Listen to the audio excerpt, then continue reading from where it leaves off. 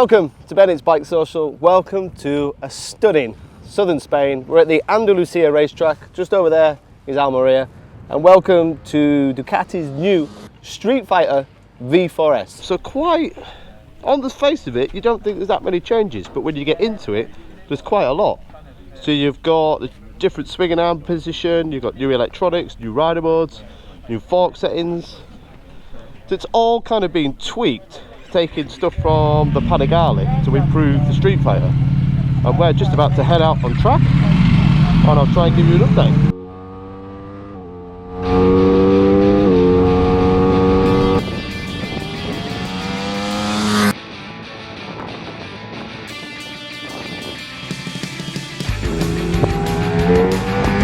Now on the surface you look at this bike and it doesn't look like a vast difference. The wheelbase is the same, the wheels are the same, the brakes are the same, power and torque is the same, the distinctive aerodynamic wings, they're the same. And why shouldn't it be? To be fair, for many years the Ducati Streetfighter V4S has been ahead of the competition. The only bike that's getting close to it now is BMW's M1000R. But for 2023, Ducati have made a few tweaks. Essentially what they've done is gained experience from the Panigale, which gains experience from their MotoGP and World Superbike winning team. So that technology and know-how from the Panigale has filtered down to the Streetfighter V4S. So we've got the Panigale clocks, we've got the Panigale very similar rider modes, we have a bigger fuel tank, 1 litre size, 1 litre larger, and the dimensions have changed to give you more grip and to keep you in the seat, which is exactly what Ducati did with the Panigale. On the previous model, they made the tank bigger so you could stop moving around in the chassis. There's a new wet mode, which the Streetfighter's never had before. There's a full power mode, which the Streetfighter's never had before. And by that I mean in race and sport, torque is limited in the first few gears, where if you go full power, there's a very little limitation in first, and then it's full gas, it's full fat. Because we've got the Panigale clocks, we've also got the new race dash, which the Panigale V4S has, which is probably one of the best dashes to have. It is absolutely stunning and allows you to see what's happening with the rider aids whilst riding.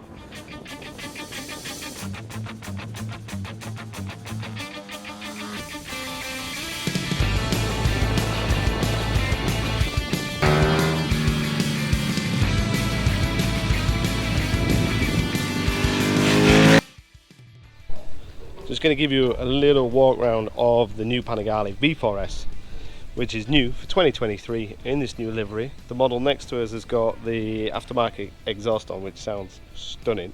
They've changed the chassis slightly by increasing the ride height. So the swing and arm pivot is 3mm higher.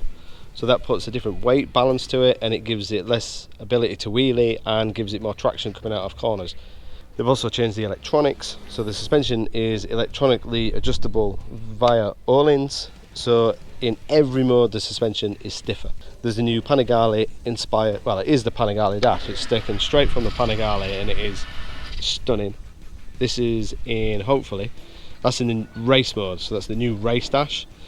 And down here is the rider aid, so those illuminate as you're going around the track.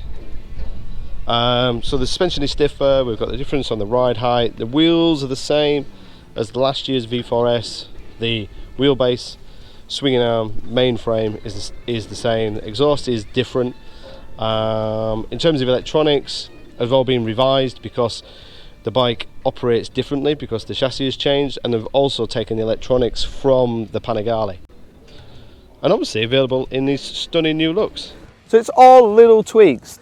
So the suspension has changed, but again, it's not massively dramatic. The swing and arm pivot position is raised up. This has put a bit more weight bias forward. So to compensate, the electronics have had to change because how the bike puts down the power have all had new algorithms, and also the forks are different also. So it's all little tweaks about getting more out of this arguably class-winning bike. We've had a full day here in Andalucia on the new model, and it's interesting to ride the bike because it's only once you've done like 5 or 6 sessions do you start to notice these little tweaks and little differences. So for example, when you go into race mode and you use the new race dash, it's so accurate that you can see what is happening with the rider aid. You can see how much traction you've used, you can see how much yaw you've used when you come back to the pits, which is great. So you can see what is actually being used in the rider aids because it's highlighted on the dash. Exactly the same as the Panigale V4S. And then you can scroll through, look at your lap times and see where you can improve and where you can modify things. So it's much sportier and much more of a naked race bike than the previous Streetfighter V4S. But the other side of it is they've put a wet mode in it, which limits the horsepower to just under 170 horsepower, which is quite crazy to think that wet is 170 horsepower. I mean, I would want wet mode maybe 100 horsepower. We've had perfect conditions here in Almeria, we've been in Andalucia, sorry, and we've been riding on slicks, but it's just, what Ducati have done is they've tried to increase the sportiness of this model, but also made it a little bit more practical with that new wet mode.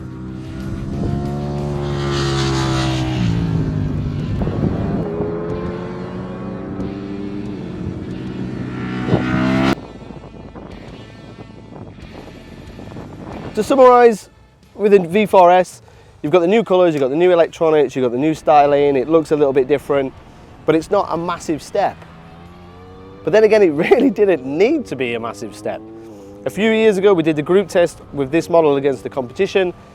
We did that with Pirelli, and the older Streetfighter V4S absolutely destroyed the competition in terms of lap times. Only now the M1000R has come into the ballpark, and that has similar power.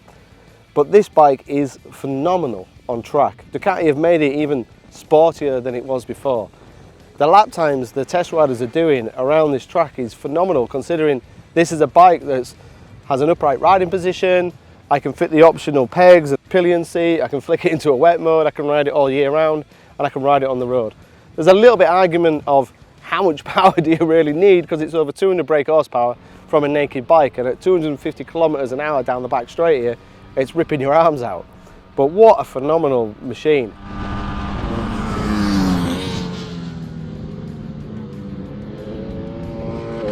So price, as you'd expect, has increased a little bit. So the base model is £21,000. That's not got the semi-active suspension. If you opt for the V4S, which we've got here, it's £22,895. And if you want to go for the new SP2, you're at over £30,000. So this is not a cheap bike, but it is arguably the class leader in this category. As naked superbikes go, this is pretty much the pinnacle. This is an animal. This is not far off lap times that the previous generation Panigales were doing. This is a naked superbike, and it does look stunning. The big question is it a big enough step for you to shell out? And if you haven't got a Ducati V4S, you're going to have to be forking out over £20,000 for the ultimate naked bike.